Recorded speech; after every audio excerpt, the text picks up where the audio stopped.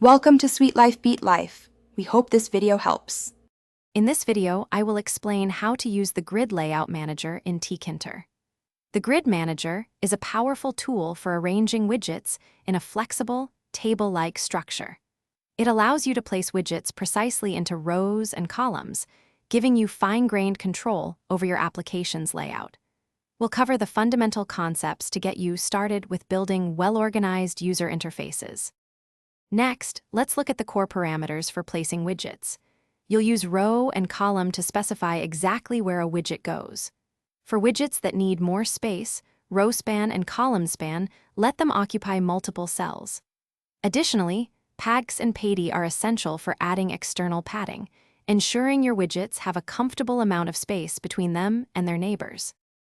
Now, let's make your layouts responsive to window resizing. The row configure and column configure methods are key here. By setting a weight value greater than 0, you tell Tkinter which rows or columns should expand when the window grows. A higher weight means that row or column will take up a larger proportion of the extra space, making your interface adapt beautifully. Finally, let's explore some advanced grid features for fine-tuning your layout. The sticky parameter is incredibly useful for aligning widgets within their assigned cells, using compass directions like north, south, east, and west.